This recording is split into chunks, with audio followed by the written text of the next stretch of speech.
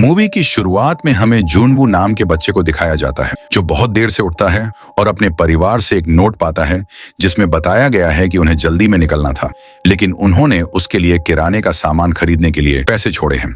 दुकान पर जाने के बजाय जूनवू अपने दोस्तों के साथ स्ट्रीम के लिए ऑनलाइन वीडियो गेम खेलने का फैसला करता है, लेकिन उनका मजा तब बाधित होता है जब एक खिलाड़ी उसे समाचार देखने के लिए कहता है क्योंकि कुछ बड़ा होने वाला है।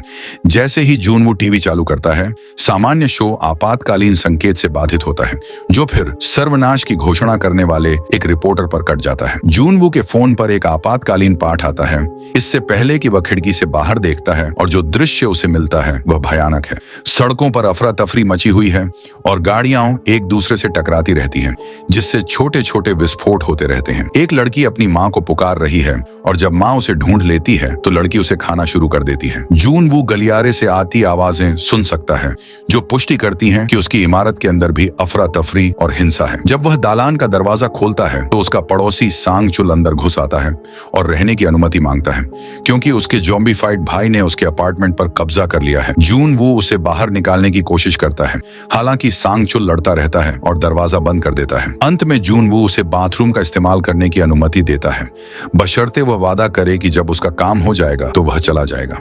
फिर जूनवू टीवी पर सुनता है कि लोग एक संक्रमण के कारण बदल रहे हैं जो पूरे देश में तेजी से फैल रहा है। लक्षणों में आक्रामक व्यवहार और आंखों से खून आना शामिल है जो नरभक्षी प्रवृत्ति में बदल जाता है। जूनवू चाकू पकड़ने के लिए दौड़ता है और जब सांगचुल बाहर आता है तो उसके हाथ पर निशान देखकर उस पर चाकू तान देता है। सांगचुल कसम खाता है कि वह ठीक है, लेकिन उसी समय उसकी आंखें लाल हो जाती हैं और नसों के काले पड़ने के साथ ही वह ऐंठने लगता है। अचानक वह गुर्राता है और जूनवू से भिड़ जाता है जो उसे पीछे धकेलकर अपार्टमेंट से बाहर निकाल देता है। एक हाथ से कुछ संघर्ष करने के बाद जूनवू दरवाजा बंद करने में सफल हो जाता है। झांकने के छेद से वह एक बड़े ज़ॉम्बी को सांगचुल पर हमला करते और उसे घसीटते हुए देखता है। अब अपार्टमेंट के दरवाजे के नीचे खून रिस रहा है। इसके बाद जूनवू अपने रेफ्रिजरेटर को सामने वाले दरवाजे के सामने धकेल कर उसे बंद कर देता है। वह अपने परिवार को फोन करने की कोशिश करता रहता है, लेकिन ऑपरेटर उसे बताता है कि वह अभी उससे संपर्क नहीं कर सकता। शुक्र है कि उसे अपनी मां से एक संदेश मिलता है जिसमें उसे आश्वासन दिया जाता है कि वे ठीक हैं, हालांकि वे घर नहीं आ सकते। वह उसे घर के अंदर रहने और जीवित रहने के लिए कहती है। टीवी पर रिपोर्टर कहता है कि लोगों को 60 दिनों के लिए पर्याप्त भोजन और पानी मिलना चाहिए, जिससे जूनवू को किराने की दुकान पर न जाने का पछतावा होता है। वह अपना भोजन सीमित कर देता है और एक पोस्ट-इट पर आपको जीवित रहना चाहिए लिखता है, जिसे वह एक पारिवारिक तस्वीर पर लटका देता है। अगली सुबह एक प्रोफेसर टीवी पर समझाते हुए दिखाई देता है कि लाश एक उत्परिवर्तित वायरल संक्रमण द्वारा बनाई गई है जो मस्तिष्क के दाहिने हिस्से को प्रभावित करती है। जूनवू अभी भी कॉल नहीं कर सकता है, लेकिन वह सोशल मीडिया पर बहुत से लोगों को अपने प्रियजनों के बारे में पूछते और हैशटैग जिंदा के तहत उनके पते पोस्ट करते देखता है। मदद पाने की उम्मीद में जूनवू अपने पते के साथ एक बोर्ड पकड़े हुए खुद की एक तस्वीर लेता है और इसे हैशटैग मुझे जीवित रहना चाहिए के साथ पोस्ट करता है। वह एक आदमी का वीडियो भी देखता है जो एक बहुत ऊंची इमारत की खिड़की के बाहर अपने फोन को सेल्फी स्टिक पर लटकाए हुए है और बेहतर सिग्नल पाने की कोशिश करते हुए स्ट्रीमिंग कर रहा है। वीडियो तब खत्म होता है जब वह अचानक गिर जाता है। टीवी पर रिपोर्ट में घोषणा की गई है कि जो लोग संक्रमित होते हैं वे परिवर्तन से पहले कुछ मिनटों तक लक्षणहीन होते हैं। जूनवू अपने ड्रोन को अपनी बिल्डिंग के दूसरे अपार्टमेंट्स को देखने के लिए भेजता है और पाता है कि लगभग सभी में ज़ॉम्बी हैं। वह गलती से अपने पिता को फोन कर देता है और इससे बैटरी खत्म हो जाती है, इसलिए ड्रोन को वापस आना पड़ता है। फिर वह ऑनलाइन गेम खेलकर खुद को विचलित रखने की कोशिश करता है, लेकिन इंटरनेट भी बंद हो जाता है। शाम को जूनवू बिल्डिंग के बाहर कार का अलार्म बजने से जाग जाता है। वह खिड़की से बाहर देखता है और पाता है कि एक पुलिस वाला अपने साथी अधिकारियों पर गोली चला रहा है जो सभी ज़ॉम्बी बन चुके हैं। दुर्भाग्य से उसकी गोलियां खत्म हो जाती हैं और जब वह फिर से गोली चलाने की कोशिश कर रही होती है तो ज़ॉम्बी उस पर कूद पड़ते हैं, उसे कुछ बार काटते हैं और फिर उसे दूसरी गली में घसीट कर ले जाते हैं जहां और ज़ॉम्बी इंतजार कर रहे होते हैं। जूनवू ज़ॉम्बी को ध्यान भटकाने के लिए उन पर चिल्लाने की कोशिश करता है, लेकिन वे सिर्फ 1 सेकंड के लिए रुकते हैं और फिर पुलिस वाले को खाने लगते हैं। अचानक कल वाला बड़ा ज़ॉम्बी दरवाजा पीटना शुरू कर देता है जब तक कि वह रेफ्रिजरेटर को धक्का देकर दरवाजा खोलने में कामयाब नहीं हो जाता। जूनवू पीछे धकेलने के लिए दौड़ता है, लेकिन वह इतना मजबूत नहीं है, इसलिए वह बालकनी की ओर भागता है और उस पर कूद जाता है। जब ज़ॉम्बी उसके पीछे आता है तो वह रेलिंग से नीचे गिर जाता है और जमीन पर गिर जाता है, जबकि जून वू सुरक्षित रूप से पकड़ बना रहा है। वह पहले से लाशों की भीड़ को देख सकता है और नोटिस करता है कि पुलिस वाला भी बदल गया है। बाद में वह दरवाजा बंद करने के लिए अतिरिक्त उपाय करता है और यह देखकर दुखी होता है कि जब ज़ॉम्बी अंदर आया उसने उसकी अधिकांश खाद्य आपूर्ति नष्ट कर दी। उस रात वह अपने अनुयायियों के लिए एक वीडियो रिकॉर्ड करता है जिसमें वह बताता है कि वह स्थिति को लेकर कितना भयभीत है। 7वें दिन जून वू अपने पिता की शराब पीना शुरू करता है। वह खिड़कियों को रंगीन कागज से ढक देता है ताकि वह बाहर से दिखाई न दे। टीवी समाचार बताते हैं कि संक्रमण केवल खून के संपर्क में आने से फैलता है। ज़ॉम्बी को ताकत और संवेदी क्षमताओं का बेहतर एहसास होता है। उनमें से कई में तो सामान्य मानवीय व्यवहार करने की क्षमता भी होती है, जैसे दरवाजा खोलना और अपने पुराने काम करना। एक आकर्षक विज्ञापन देखने के बाद जून वू एक कटोरा रेमन खाता है और बहुत देर से नोटिस करता है कि यह उसका आखिरी भोजन था। अपनी हताशा में वह अपनी पानी की बोतल गिरा देता है, इसीलिए वह नल से और पानी लेने जाता है, केवल यह पता लगाने के लिए कि पूरे अपार्टमेंट में पानी नहीं चल रहा है। वह टेबल से कुछ बूंदें चूसकर खत्म करता है। 10वें दिन जून वो एक और वीडियो रिकॉर्ड करता है जिसमें वह कहता है कि वह टीवी पर संदेशों से कितना निराश है, जिसमें कहा गया है कि उन्हें केवल घर पर इंतजार करना है। उसे याद आता है कि एक आपातकालीन ऐप है जिसमें एक रेडियो शो है जिसका इस्तेमाल ऑडियो जैक के साथ एंटीना की तरह किया जा सकता है, लेकिन जून वू के पास केवल वायरलेस ईयरफोन है।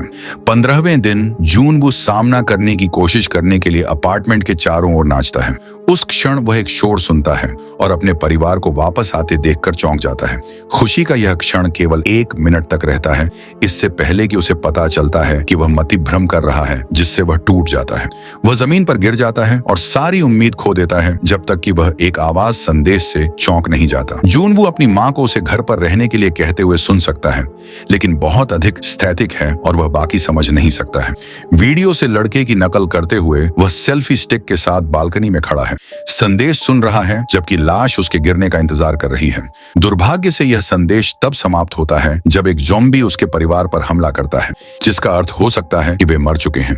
इससे जून वू अंततः क्रोधित हो जाता है और वह लिविंग रूम में सभी वस्तुओं को नष्ट करना शुरू कर देता है, लेकिन यह उसकी हताशा से निपटने के लिए पर्याप्त नहीं है। वह बाहर निकलता है और एक ज़ॉम्बी को गोल्फ क्लब से तब तक मारना शुरू कर देता है जब तक वह मर नहीं जाता। जब वह और चिल्लाता है तो वह कोने में देखता है और एक ज़ॉम्बीफाइड सांगचुल को पाता है।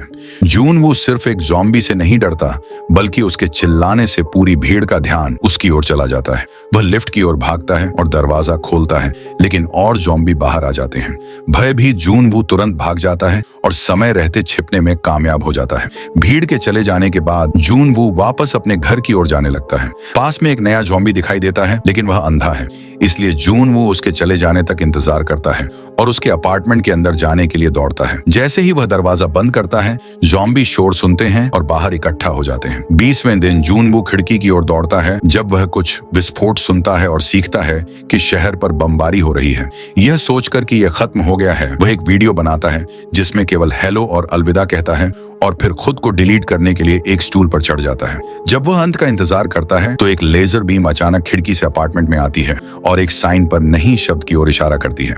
जून वो रस्सी से तब तक संघर्ष करता है जब तक वह खुद को मुक्त नहीं कर लेता और वे शब्द नहीं पढ़ लेता जिन पर लेजर इशारा कर रहा है, जो मूर्ख मत बनो वाक्य बनाते हैं। जब वह खिड़की से बाहर देखता है तो उसे पता चलता है कि यूबिन दूरबीन का उपयोग करके अपने अपार्टमेंट से उसे देख रही है। हाथ के इशारों का उपयोग करते हुए वे 7 बजे फिर से मिलने के लिए सहमत होते हैं। यूबिन के घर पर एक नजर डालने से पता चलता है कि वह बहुत व्यवस्थित है और उसके पास बहुत सारे जीवित रहने के उपकरण हैं।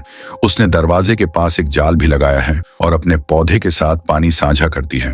अगली सुबह जून वो देर तक सोता है और 11 बजे खिड़की से बाहर झांकता है। यूबिन को उस पर दया आती है और फिर भी उसका अभिवादन करने के लिए बाहर आती है। इशारों और अपने फोन का उपयोग करते हुए वे अपने नाम और कुछ शब्दों का आदान प्रदान करते हैं। उस समय यूबिन एक शोर सुनती है, इसलिए वह उससे कहती है कि वे 7 बजे फिर से मिल सकते हैं। थोड़ी देर हिम्मत जुटाने के बाद वह उसे मार देती है। उस रात बारिश शुरू हो जाती है, इसलिए जून वो और यूबिन दोनों पानी इकट्ठा करने के लिए अपने गमले बाहर ले जाते हैं और यूबिन अपना पौधा भी बाहर रख देती है। जब वह जून वो की बिल्डिंग की तरफ देखती है तो पाती है कि 8वीं मंजिल खाली है। अगली सुबह जून जून वू आसपास के फ्लैट में खाना ढूंढने का फैसला करता है।